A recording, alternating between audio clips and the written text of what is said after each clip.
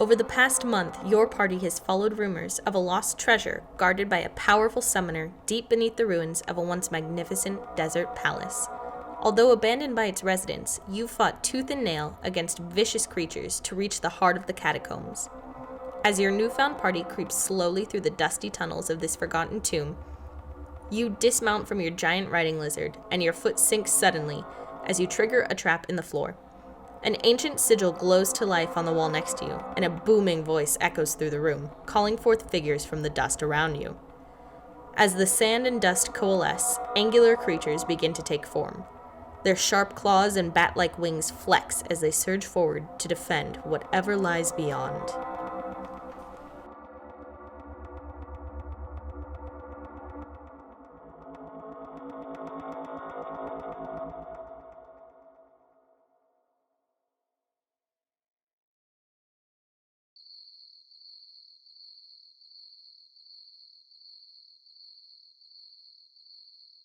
Called upon by a local band of elves to eliminate the Golthius tree infecting their lands, you journey deep into the swamps, a disgusting place you never expected to see. As you trudge through the murky waters, your fine leather boots squelching unpleasantly, you hold your loot high above your head to keep the mud from splattering across its intricate designs. In the moonlight, a strange yellow powder dances through the trees. Distracted by the sight, you are taken off guard when one of your companions calls out in alarm. There's something in the water! Before you can strum your lute to inspire your friends, thick vines erupt from the depths, pulling you under. As you sink beneath the surface, the trees and plants around you spring to life, and spiky humanoid figures emerge from the dark, forcing your party to prepare for combat.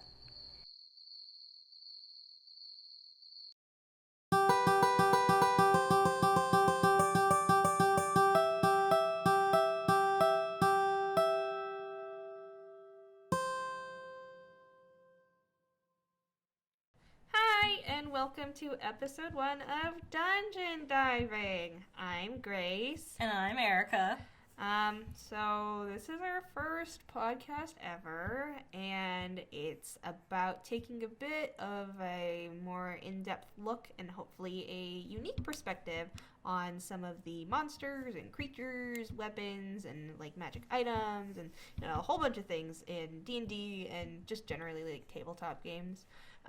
Sometimes we'll be looking at things that are pretty commonly used and figuring out ways to spice it up, or other times we're going to be highlighting some more unusual things that we don't think get enough love. But in this episode, we're going to be focusing on minions, so like kobolds and cultists and goblins. Oh my. Yeah, as you've seen from the title. The name of the episode.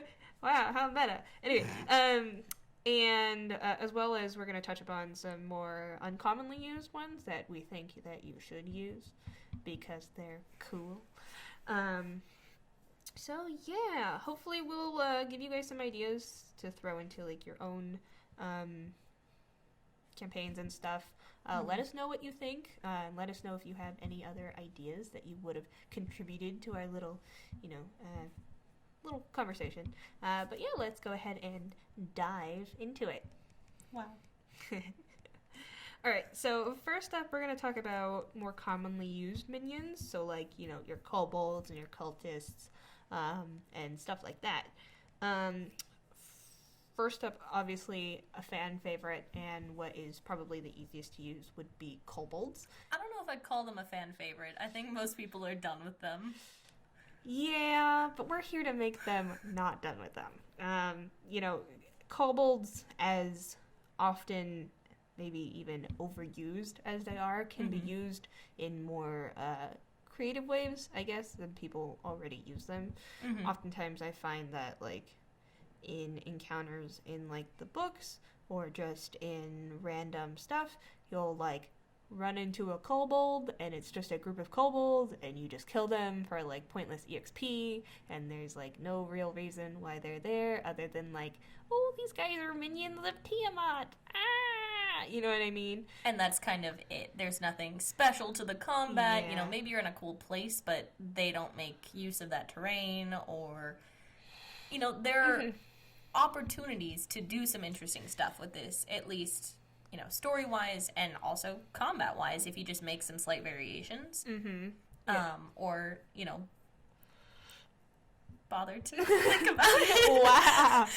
Roasting the viewers already. Roasting myself, too. It's fine. Yeah, I mean, I guess that's like a common mistake that a lot of beginner DMs make. Mm-hmm. And I think one of the simplest ways that you can make kobold fights a lot more interesting is by utilizing what you said before, the fact that they may not be intelligent, but they are, in fact, very, very clever. Mm-hmm.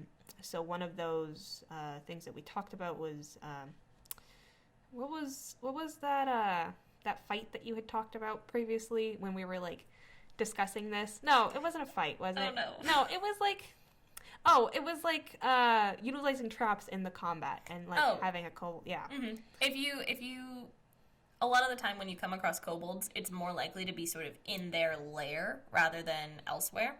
And in those situations, there's a lot of opportunities for them to have previously set up traps.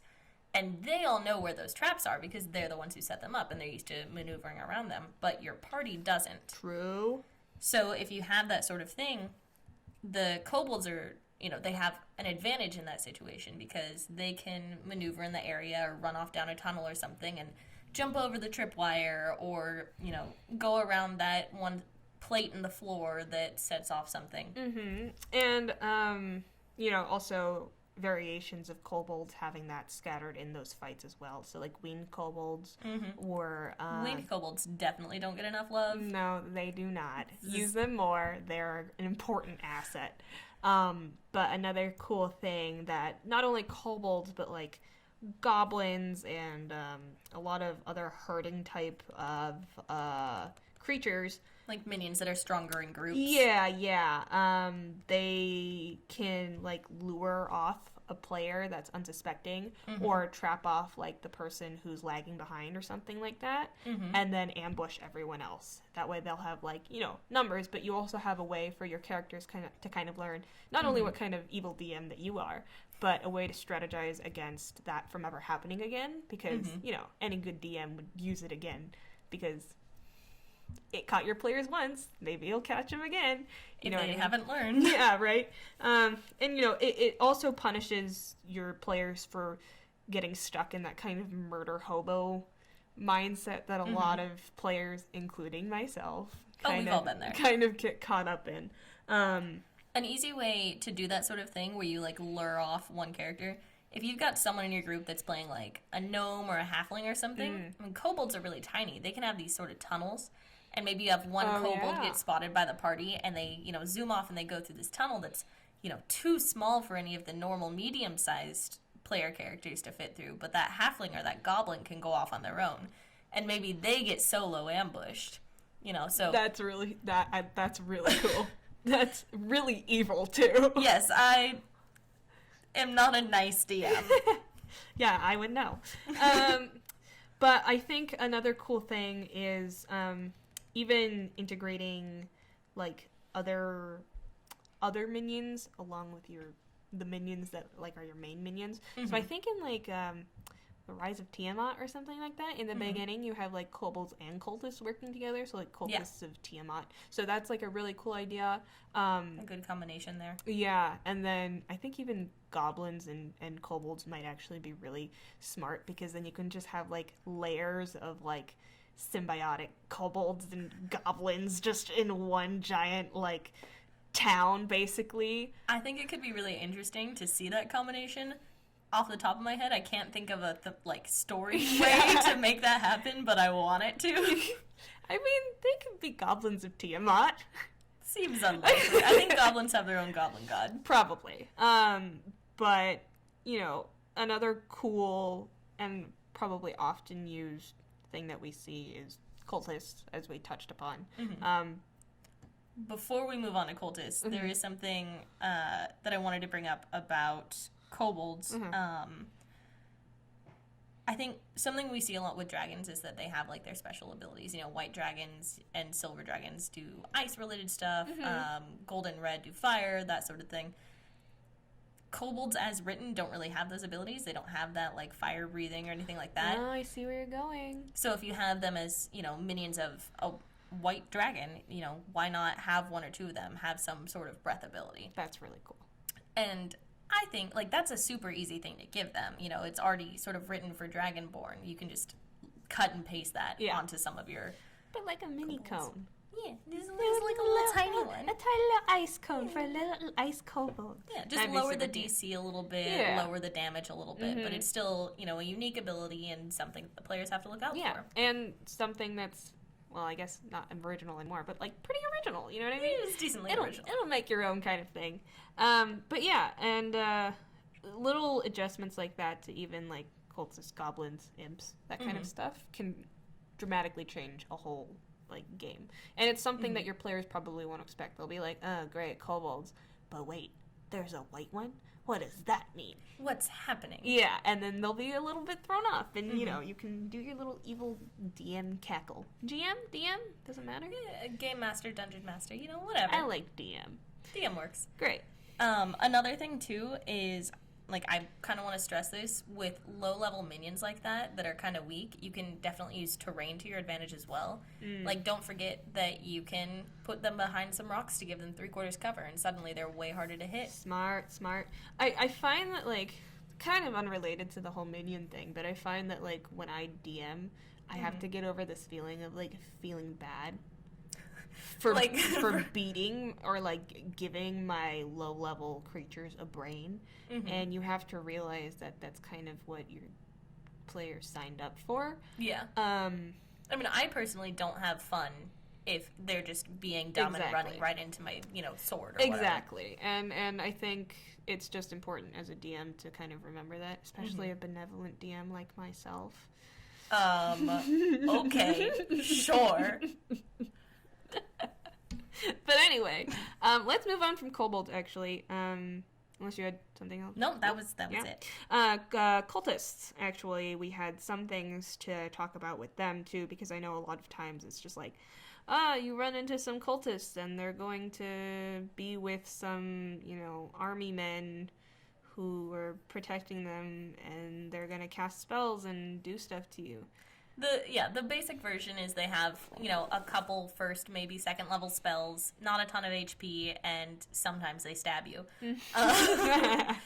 But I think it's, personally, something that I've always thought was really interesting is sort of toying with how magic is used. I love the idea of giving cultists some sort of ritual casting or group spells.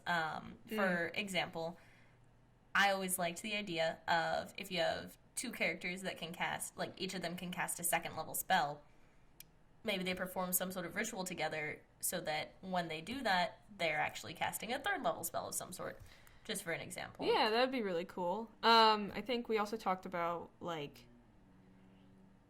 having your players running into the cultists in the middle of summoning something so that there's some kind of urgency going on, or having the cultists like suddenly summon something in the middle of the fight and showing your players like you can run from a fight, like it's okay, you know what I mean, like that being is too strong for you to fight. If you stay, you're going to die. Yeah. And we had also gotten a suggestion from someone that we were talking to about this, where they actually brought up a really good idea about giving cultists some kind of ability like divine intervention. Oh, like what clerics have. Yeah, so like what clerics have, where, every cultist has their god, right? And if they call upon the power of the god that they worship, kind of like, divine intervention, then it could give some kind of really cool effect even for story, Yeah. You don't even necessarily have to roll it as DM. You can just be like, yeah, this one does it, and they get some divine intervention, because that's cool. Yeah. I had also toyed with the idea of like a wild magic surge cultist, which would be hilarious, I feel, because you'll just have a cultist who's like seen as not good enough to be part of like the higher ranks of this secret cult because they can't get a grip on the magic that their god had bestowed upon them or something. They just accidentally shoot off fireballs sometimes. Yeah, and kill like a bunch of their like other cultist friends, and they're like, shoot. You know what I mean? So those are just some really fun things that you can do with cultists, because they're just like, they're basically like, imagine the dumbest ideas for your players, or like that your players have for their characters, and just you can put throw them in cultists, because that's what basically cultists are there for. For messing around. For messing around, yeah. And you can have cultists who are like ex-cultists, and basically we're like, yeah, I was in the cultist game, but I got bored. Yeah, it wasn't really my thing. Too many sacrifices. And then that can kind of lead into, like, your own little story. Like, I'm actually anemic, and we kept doing, ritual, like... Yeah, it's just not fun. It wasn't working for me. Yeah. I think there are a lot of opportunities with cultists that people sort of miss out on because they kind of just use them as cannon fodder almost. Yeah, I feel like that happens a lot with a lot of, like, the little minions too, especially like goblins or even imps. Yeah, you know what I mean. Another thing too, I think we were talking about having players come in on a ritual. You can have people around the ones that are casting that summoning ritual or whatever it is that are defending them that your players have to fight through to finally get to someone. And, like, if they take out, one person doing the ritual, maybe they successfully avoid it. Mm-hmm. But if they don't get there in time, then they have to deal with the result of that failure. Mm. So having sort of layers to the combat, phases almost, where there's just different things happening as it goes. Mm-hmm. And if you do really good in one phase, the next phase is going to be a little bit easier. But if you mess it up, then they're going to have to deal with all of this on top of that. Yeah, so, like, time sequences with consequences if they don't deliver within the time frame. That's smart. That's smart. Decide, like, after 3 rounds of combat, this entity will be successfully summoned. So, obviously don't tell the players that because it's going to sort of break I mean, you could, but immersion would really be ruined. Yeah. But that kind of thing is definitely something you can do. Or, have more cultists come in partway through and that sort of thing. Another thing that we can talk about, though, is... Let's talk about imps. Oh, yeah. I like imps. I feel like they're used in, like, not the wrong way. There's no wrong way to use anything. Oh, yeah, absolutely not. But they're not used in a way that could make them fun for the DM. Yeah. We had talked about imps being a more, like, trickstery type of creature that you can use and how they usually have a master. But what about imps that just don't tie themselves to a master, right? They're just running around wreaking havoc. Yeah, I think we toyed with the idea of them sort of playing pranks in a small town or something like that. Yeah. Like, pranks that are funny to them but would be just horrible absolutely to morbid. Normal people. Yeah, like killing something and then, like, painting the walls with its blood. Like, the imps would just... Oh, this is so funny. Obviously, can't you tell? Death is hilarious. Yeah, and then, like, the townspeople are like, oh my god, it's a sign! The gods have left us! Yeah. Fun things like that, Yeah. Just 'cause. It's a lot of, toying around and having fun. Add your own flair to, like, these little minions and stuff. Because there's so much that you can do with them that make them a lot more engaging than just these pointless fights where you just run into things for EXP. Even, like, making your, like, most pointless encounters have a little bit of something. Like you said. Or, like, have something that comes up that ties it into the main storyline, or at least it makes it interesting. I think we were talking about, like, with bandits at one point, maybe they were paid to be there in the forest waiting for people to come through, or one of them is an undercover officer. I don't know. You can put fun, weird things in that make it more interesting. Yeah. They don't just kill them and get the loot. They find this thing, or one of them surrenders and is like, please don't kill me, I have information, or, like, even something, even if it doesn't seem like it relates to it. I remember we were playing Storm King's Thunder, King's Thunder, and in the first fight there's, like, this town that you, like, go into and you, like, explore around, and then there's a bunch of goblins, like, looting the place. Eventually you find out that, like, the goblins had taken a majority of the city folk, and then from rescuing the city folk, you learn, like, what happened to the town, and, like, a big, like, it all connects, you know what I mean? So just try and, like, make your fights kind of... leave things there that are going to lead them to the next thing. Like, to a certain extent, you can just throw random encounters at your players, but they're going to be more fun if there is a reason for them to happen, even if it is, like, a tiny reason. Yeah. Yep. 100% agree. So, on that note, I think we can move on from some of the more common minions. Hopefully we've spiced them up enough for you guys. Spicy.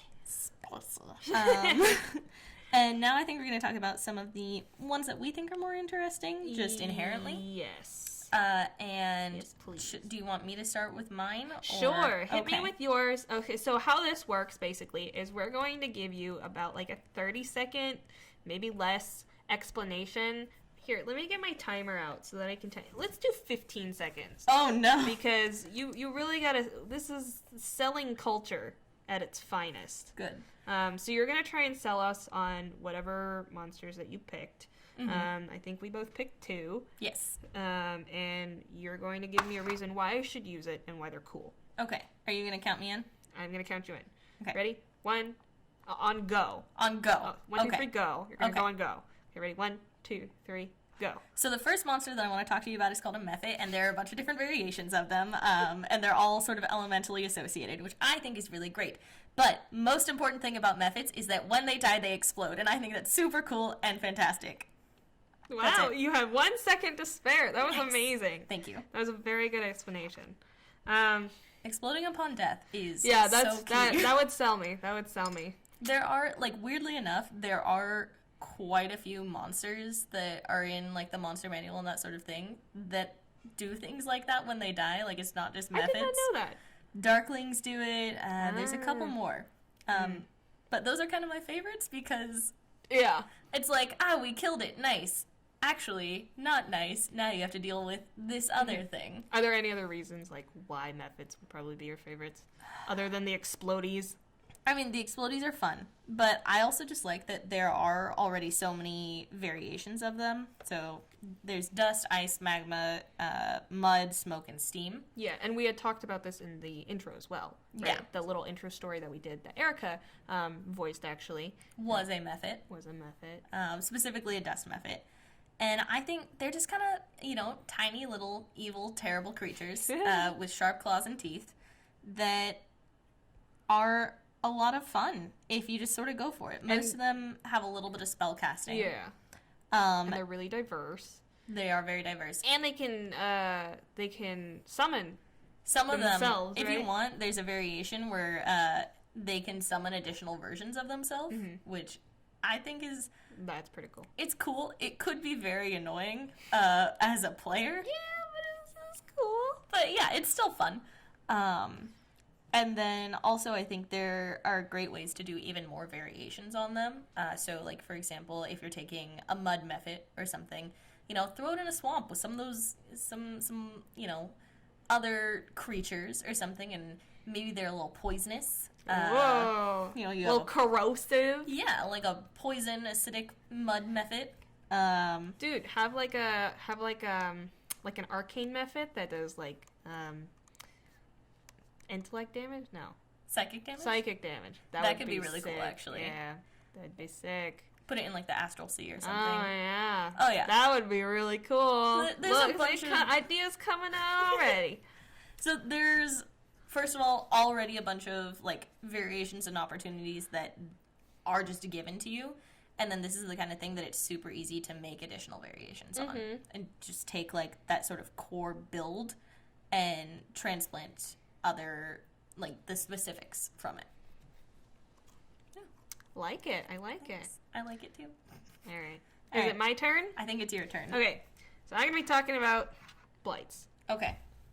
I think we remove 1 second from you because you just started. How Even though dare I didn't you! count you in, so you have 14 seconds. Okay. And I'm gonna do 1, 2, 3, go. Okay.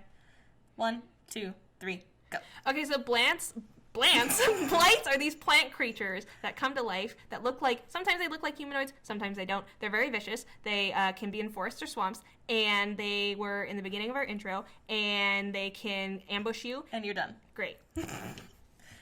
Very not as good. It's okay. I didn't sell it as well, but I think it's fair to say blights are really cool, though. yeah, but blights, I think it's because blights are just so in depth, unlike mephits. You can just do so much more with blights. I mean, I don't think we have to get into a competition about this. I'm okay with them both being good. No, you're correct. They are both good. Blights, I feel, are really interesting because there's like an element of ambush, like we had said. to them, and that there's like different kinds of blights. There's like a tree blight, there's a vine blight, there's a needle blight, and then there's one more that twig blight. Yeah, so needle blights are like these humanoid ones that you can use as like creatures that like a dark shadowy figure walks by in the corner of your eye and you're not sure if you saw something, right? Or you can even use it like how we did in our intro, where like your players have to truck through the mud, and they get pulled under if they're not like paying attention, which is really cool because there's different ways to integrate it. Yeah, that would be like the vine ones, right? Because they have the entangle. Yeah, so each blight has like a different unique ability. So the vine ones can entangle, the needle ones can like shoot their fists out that like with like needles on it. Didn't one of them have like spores they can send out or something? Yeah, the needle blights can use spores to warn other blights that danger is coming, essentially. So having your blights work together in that kind of sense would be really, really unique, I think, and a really fun way to integrate an interactive low-level fight. Because these guys, besides the tree blights, tend to be around like an 8th to like a half challenge rating, which is just around like 1st to 3rd level. Yeah. Well, I mean, if you add a bunch of them and a variety, it can get a little more dangerous. Yeah. But for the most part, low-level combat. D&D without a little danger too. What? It's Dungeons and Dragons, not Danger and Dragons. Dungeons, Danger and Dragons. Oh my goodness. It's the new revised name. I hate it. Trademarked. All right, to the next one. Okay. It's my turn again? Yes, you're talking about... I'm talking about a really cool creature. Okay, fine. Don't fall into my trap. Okay, ready? Yeah. 1, 2, 3... Go. Okay, so the next one that I'm going to be talking about is called a blink dog, and blink dogs are fantastic in every way. First of all, they're good boys because they're dogs. But good self. Thank you. Second, they teleport more or less randomly, which I think is really entertaining. Great. 15 seconds. You're really good at the selling thing. It's it's a skill. Yeah. Well, you did graduate, so... I don't have that skill. I was going to say, was it worth it? Because I still don't have a job. Please sponsor us. We're poor. Yeah, no, blink dogs are really, really cool. And they're fae, right? They're fae creatures? Yeah, so one of the things that I think is really interesting about them is that they're fae. Just because most of the time when I've seen them, they haven't been used in association with other fae creatures. And I've felt that that's kind of a missed opportunity. I think there's a really good way to use them as sort of like guardians for, a group of sprites or fairies or pixies or whatever, and that sort of thing. And also, just to get back to the teleportation thing, it's really cool. It is really cool, and it'd be really cool to have blink dogs used as like a guard device for fae people, like important fae people. So if you have like fae royalty in your campaign, you can use blink dogs there. Or even we had talked about how like there's like a common misconception with fae where like you feel like you just have to use fae as something badass and big. Super high level, but actually... yeah, or like you have to be in the Feywild to use fae, which is not true. Absolutely false. Use fae whenever you want. Yeah, exactly. And use blink dogs, specifically. All the time. Just every fight. Another thing, too, that I think, because blink dogs are great on their own, but if you want to do even more with them and make it a little bit more challenging, maybe you have some higher level players or something, you can give them pack tactics, because that's not an ability that they have, but that can, bump the challenge up just a little bit. Which spice it up. Spice it up, make it spicy. You ever just hate yourself for something you just did? A little bit, but we won't talk about that. It's not the podcast for that. But yeah, so anyways, if you feel like making them a little bit more intense, that's an option, and I'm sure there are a bunch of other things you can do with that too. Yeah, very nice. Alrighty, I think blink dogs. You have one more to talk about. I do! You ready? Yeah, I'm ready. Alright. 1, 2, 3, go. Okay, Nuparibos are the lamest things that the devils have come up with. They are the losers of the 9 hells, and they have become these giant gluttonous things that just get cast out of the 9 hells because they're literally not worth anything else except a waste of time. That's really it. Well, honestly, you didn't technically sell it well, but I want it now. Exactly. See, but like there's some kind of interest or like some coolness, if you will, about having something that's so lame that it's got kicked out of the 9 hells, but weak enough for your players to fight. So if you're introducing them into a campaign, wink wink, about like the 9 hells, you can have Nuparibos just running around. And like kobolds and goblins and stuff, they're better as a herd. So you can have one Nuparibo that's just kind of sitting there with their never-ending hunger eating everything, but having like a whole horde of like decomposing, smelly, disgusting, undead, gluttonous, sloth-like monsters running around with resistances to acid, cold, immunities to fire, poison, and like the list goes on. Are you sure you want to be listing these things to me, given that I'm in this campaign that you're talking about? Yes. But having something like that would be really, really fun in your campaign, and it's one of those things where the fight is like, can we even win this? I'm not sure. And that, I think, in the essence of a good combat scheme is very, very... That, like, genuine fear that you might not make it through. Yeah, that your whole party might wipe.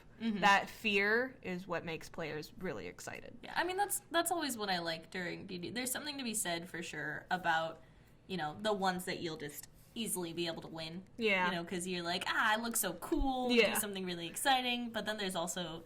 the ones where there is that genuine danger, and then you maybe you lose a character, and that gives you a great plot opportunity. And you're like, or, you all barely scrape through, and you're like, thank God, like, we just made it through that. Yeah. We're not doing that again. Never again. So I was wondering, for the Nuparibos, you said that they're, like, gluttonous, and they just have a never-ending hunger and keep eating until they're strong enough to get into the 9 hells? Something? So basically they have like this unquenchable hunger, and that they grab for like scraps of like vermin and like stuff that they can just kind of like scoop into their mouths because they have like this unending hunger. I don't think that it necessarily makes them stronger. I think I was incorrect in that statement, but you could always make it so that like these gluttons, once they reach a certain point of eating all these things, that they can like scrounge up on the depths of like hell, that they like ascend, I guess, into more powerful things. Yeah, like, so like if any of the viewers have played like Diablo or something, having like the Butcher, or if they played World of Warcraft, like Stitches or something like that. I know you don't know what those are. Yeah, I have no idea. But they're like these they're like these abominations that almost look like Nuparibos. But they look like they've basically ascended into cooler Nuparibos. I mean, I'll show you a picture if you want. Yeah, sure. I was thinking, because it could be really cool if, like, at early levels, your players come across some, like, weaker Nuparibos, and then later on they meet one that's just gotten like so massive from eating that it's like way stronger. Or like they can explode at the end. Oh man, Nuparibo that explodes would be disgusting. I could. There's the Butcher. Ooh. But you see how he's got like stitches all over him, and he's like kind bloated. Yeah, that's kind of what I mean. Like the Nuparibo kind of ascends. So you could do like fun, cool things like that with them. Ascended Nuparibo. Terrifying. Anyway, so I think it's about time to wrap up. Hopefully that you guys, hopefully you guys have enjoyed some of the things that you've been listening to, and you've gotten some ideas. We like to do this thing, starting now, because it's our first one. It's a thing that we decided we will like to do. Yes, that we would like to do every week, where we have a creature of the week, and this week we implore you to study The flump. The flump. It's an aberration, It's a monster. It's like an eighth of a challenge rating or something like that. Oh yeah, it's super weak. But they're like these really cute beholder type things that feed off of good energy. They're tiny little tentacle monsters, but they're so cute. They always look startled, and they kind of just float through the air and just feed off good vibes. However, good vibes only. Good vibes only. However, because they're usually from, the Underdark or things like that, they're usually feeding off of things like mind flayers and stuff like that. So because they become whatever they eat, you are what you eat, flumps tend to be a little more of the negative kind of type. Yeah, I think their like natural state is to be that sort of lawful good. But just the association. Yeah. You ever do that thing where, like, if you hang out with the wrong person, you start acting more and more like them? Yeah, that's flumps. They're just high schoolers. Through and through. Wow. Wow.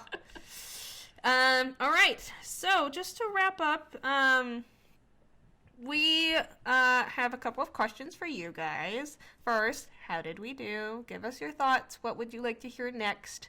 And what you think we could improve upon, because it is, like we said, our first podcast ever.